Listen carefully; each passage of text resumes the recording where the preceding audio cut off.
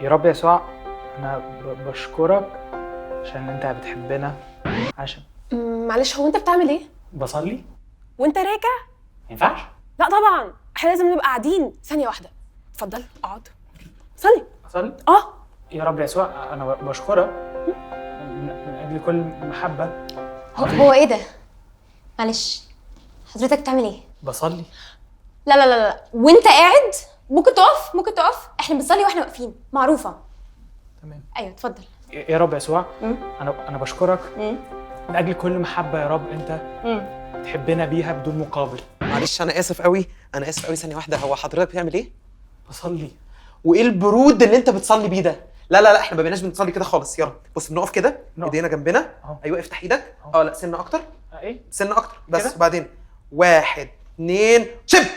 إيه؟ تاني 1 2 شب. شب. ايوه بالظبط. يلا وريني، يلا معاك. 1 2 3 شب. صلي صلي.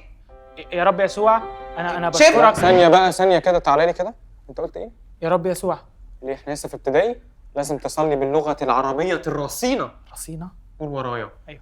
نطلب منك من عمق قلوبنا. نطلب منك من عمق قلوبنا. قاف طلع قاف. قلوبنا. أيوه من هنا. تمام؟ نطلب. سمعني. أبانا الذي أبانا الذي نطلب لو سمحت لو سمحت لو سمحت، انت بتعمل ايه؟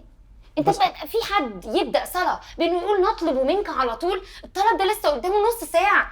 لو سمحت في ترتيب للحاجات دي. ترتيب. اول حاجه نسبح، بعد كده نشكر، بعد كده نتوب، طبعا معروفه، وبعد كده نبقى نطلب. الطلب لسه. اتفضل وريني. نسبح، نشكر، نتوب، نطلب، نسبح. يا رب يسوع، أنا بشكرك وبسبحك من كل قلبي، من كل قلبي يا رب. وفعلا ثانية واحدة لو سمحت، أنا عايزاك تقول لربنا كل حاجة أنت حاسس بيها، كل حاجة من جوه. مشاعري. أيوة مشاعرك لو سمحت. ماشي. جرب كده. يا رب يسوع، أنا بطلب يا رب بجد، يا رب أنا بطلب منك. يا رب بجد أنا بطلب منك. أيوة. يا رب بجد أنا بطلب منك. يا رب بجد أنا بشكرك وبسبحك من عمق قلبي، وبتوب يا رب عن كل حاجة. استنى بس كده، استنى بس عشان أقول لك على حاجة.